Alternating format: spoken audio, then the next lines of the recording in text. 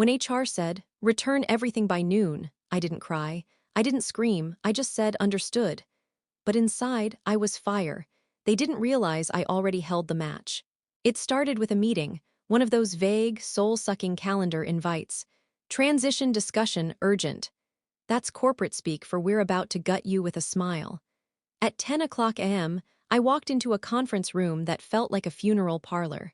At the head of the table was Denise, head of HR in her usual beige armor. Behind her stood Connor Vale, our new VP, all teeth and gel, the kind of guy who calls his boat ROI. They told me I was being let go. No reason, no gratitude, 9 years of building erased in 9 minutes. Please return your laptop, phone, badge, and any company property by noon. No gold watch. No thank you for tripling their southern revenue. No mention that I, Elena Cortez, was the one who built the Atlanta expansion hub from a swampy rat pit into a multi-million-dollar revenue stream. Connor leaned against the wall, smug, like he'd already picked out my office wallpaper. That's when I smiled.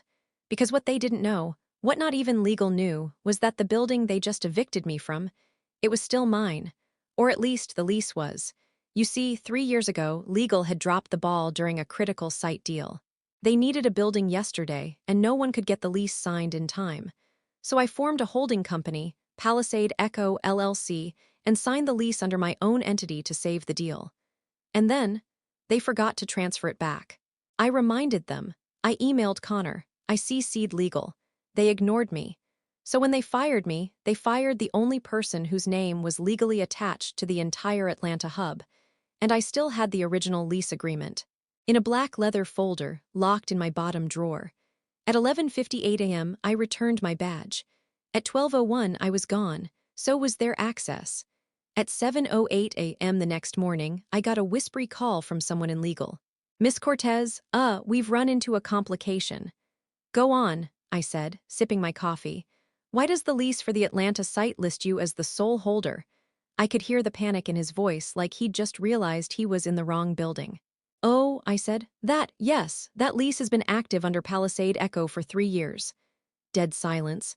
By 8 o'clock a.m., badge access wasn't working. Employees stood outside confused. Connor showed up and couldn't get in. Janitorial services. Cancelled. It couldn't access the server room. Every contract, HVAC, janitorial, internet, even the damn elevator, was routed through my LLC. Their shiny crown jewel was mine. Pause for a second. Ever been blindsided like that at work? Comment the city where you'd want to own the whole building just to spite your old boss. Smash like, subscribe, and tell me, what would you do with that kind of power? By 8:13 a.m., the chaos inside the Atlanta hub had gone nuclear. First, the office locks failed. Red lights blinked. Employees stood outside like confused tourists. One even tried to shoulder the side door open, triggering an alarm. That alarm, routed to my third-party security team. Chuck, the night shift supervisor, called me directly. "Hey, Elena. Just confirming, keep the site locked." I leaned back in my chair, watching emails roll in like a slow-moving hurricane. "Yes," I said. "Indefinite lockdown until further notice." "Roger that," he said, like I'd asked him to water my plants, not freeze a Fortune 500 regional HQ in time. Then came Karen from Morning Brew Atlanta, the building's coffee truck. "Hey girl," she texted. "Connor's people didn't pay the last invoice. You still want us pulling up tomorrow?" "Hold deliveries for 48 hours, I replied. She sent back a gif of a dumpster fire and the words Monday, am I right? But by 9 o'clock am, things turned deadly serious. It discovered they couldn't access the server room. Why? Because the keycard access was controlled by a vendor contract under Palisade Echo, my company. They tried to override the lock. The code didn't work. They tried the backup override, also changed, by me, 2 years ago. They never asked, never checked, because they thought permanence was automatic. But permanence only exists when you respect the people holding the glue. By 10 o'clock a.m., I got a message from Derek in facilities. The guy who used to share his fries and tell me about his divorce. His Signal DM read, "Please tell me you don't actually own the entire building." I let him sweat for 10 minutes before I replied. "Wouldn't say I own it, but I do influence its functionality." He responded with a gif of Nicolas Cage lighting gasoline on fire. At 10:45 a.m., a desperate email from Connor hit my inbox. Subject, touching base. Body, hey Elena. Any chance we could talk? Maybe grab a quick coffee today. No hard feelings, just want to talk like adults. No CCs, no lawyer, just him going rogue trying to fix it with charm. I waited exactly 23 minutes before replying. Available at 3:00 p.m. My counsel will be present. Please share an agenda and meeting location. He replied within 5 minutes. Let's keep it informal. Just us? I didn't respond. Let the silence speak. At 2:58 p.m., I walked into a minimalist parking space in Midtown, the kind with cucumber water and anxiety in the walls. Connor stood, smiling like he hadn't tried to erase me last week. Elena, he said, arms out. Let's be civil. My attorney, Jordan Levine, calm, gray suit, a binder full of hell, sat beside me. Connor handed over a draft offer, one-time payout, low 6 figures, in exchange for all rights to the lease, vendor contracts, and building control. Jordan didn't even blink. Instead, I pulled out the lease, the original. Page 9, Section IV. Termination by tenant required 180 days notice and 6 months of market-rate rent, plus penalties. Connor stared at it like it was written in blood. You signed this, I said. His mouth opened, then closed. We didn't realize. That, Jordan said, isn't our concern. Connor fidgeted. What do you want, Elena? Wrong question. Jordan zipped her binder closed like a guillotine. We're done here, I stood. You should really read your emails, Connor, but especially the one I sent 3 years ago. Subject line, leaseholder clarification. By 5:00 p.m., my phone lit up again. Jeremy from legal. Again. Hi, Miss Cortez. We'd like to reopen discussions, this time with executive leadership present. Of course they did, because now the question wasn't just who owned the building, it was how they could get back inside. And the price of that answer was about to skyrocket. By 7:16 a.m. the next day, the real panic set in.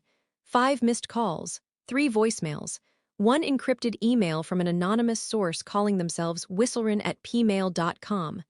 The subject line. Urgent internal legal summary Westlake lease catastrophe. I clicked. 6 pages, all blood red with corporate desperation. Highlights included: lease executed under duress without full legal review. Control of utilities, signage, third-party vendors remains with Palisade Echo, not Vantage.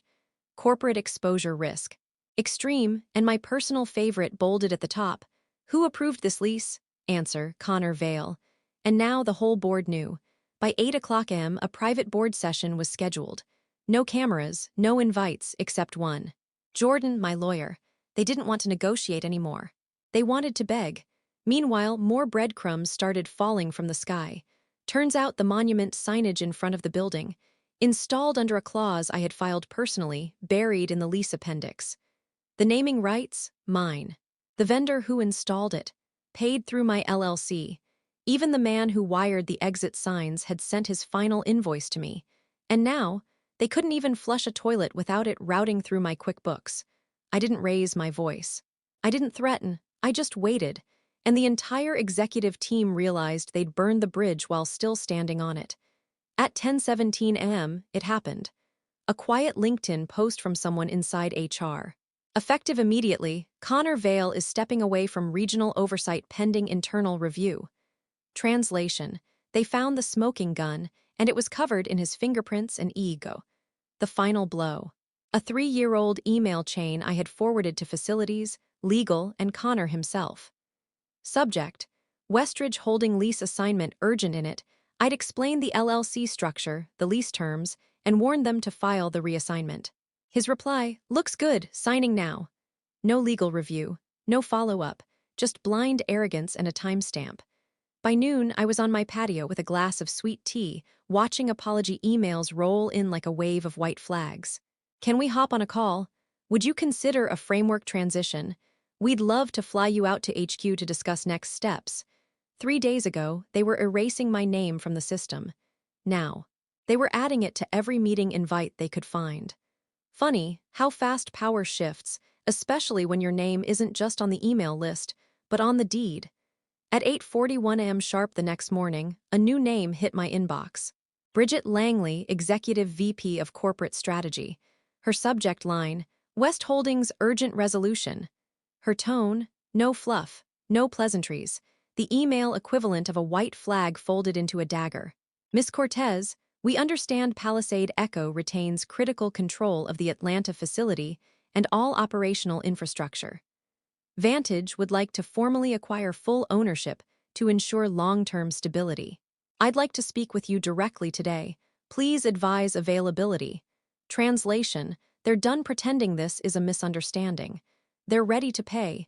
Jordan and I read it over coffee. She's bypassing legal because legal's radioactive, she said. This is containment. They want the bleeding to stop. We agreed to a call at noon. No video, just voices. Bridget came in direct. Miss Cortez, what would it take to make this go away quickly, just like that? No negotiation warm-up. No feigned apologies, just a scalpel handed to me. I was ready. 1. Full acquisition of Palisade Echo, including all rights and vendor contracts. 2. Bonus compensation equivalent to 3 years of regional revenue, indexed to executive performance. 3. Assigned board acknowledgement of my role in establishing and operating the Atlanta hub, added to the internal record and shared with my legal counsel. And 4. A 60-day consulting retainer. Optional. My choice to activate. Silence. Not awkward, just efficient. Understood, Bridget said. You'll receive a draft by end of day. By 3:45 p.m., the agreement hit Jordan's inbox, 6 figures. Wire transfer terms laid out like prayer beads. No haggling, no edits on price. They knew better. They weren't buying just a lease. They were buying time, reputation, and the illusion that they were ever in control. One PDF attachment caught my eye, titled, Board Recognition Statement, Internal Record. It wasn't poetic, it wasn't emotional, but it used one word that mattered, foundational. Elena Cortez was the foundational strategist responsible for the development and operational control of the Atlanta expansion hub. All associated vendor and infrastructure alignment originated under her direction and through her entity Palisade Echo. It hit different, not because I needed the validation, but because it was now permanent, irrevocable, written into their records like scripture. Still, the deal wasn't done. I had one final move left, not for money, for legacy. The wire room was silent, sacred, even. Fluorescent lights hummed above. A single keyboard clacked like a soft drum roll. The bank rep turned the monitor toward me. There it is, he said quietly. 6 figures, real money.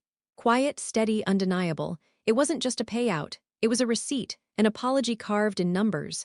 Jordan, calm as always, nodded. Funds transferred. I should have felt victorious. But all I felt was clean. Like pulling out a splinter that had lived under my skin for 3 long years. Then came the final touch. A courier, wearing a beige windbreaker and a confused expression, stepped into the room. Package for Miss Cortez. Inside the folder. The fully executed buyout agreement. A signed acknowledgement from the board chair. And one thick page, printed on weighted paper, framed with company letterhead. We acknowledge Elena Cortez as the foundational architect of the Atlanta expansion hub. Her strategic leadership, operational decisions, and vendor alignment were instrumental to the company's ongoing success.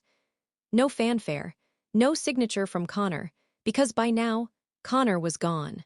An internal HR memo, leaked of course, stated, Mr. Connor Vale will be pursuing opportunities outside the company. We thank him for his service. Translation: fired, disgraced, scrubbed from the website. 3 years ago, he smiled when he erased me. Now, he didn't even get to hold the door on the way out. But the part that made me smile, the real revenge, that came the next morning. I walked past the newly reopened building, the one I used to run from the inside. They had cleaned the signage, fresh banners, new posters behind the glass in the lobby, and in the middle of it all, a recruitment banner. Glossy, bold font. Big colors and a quote, my quote. Don't just build for today, build like someone will inherit your legacy tomorrow. No name, no attribution, just borrowed lines from the ghost they thought they erased. I didn't get angry, I smiled. Because they didn't inherit my legacy. They bought it.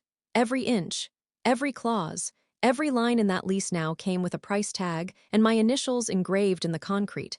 They thought they were firing an employee, but they were evicting the landlord. And I didn't raise my voice. I just raised the rent. Thanks for riding this storm with me, office survivors. Hit that subscribe button and tell me in the comments. What's the most outrageous thing your old job tried to pull? And if you could own the building that fired you, what would your first rule be? Until next time, keep your folders close and your name on the deed.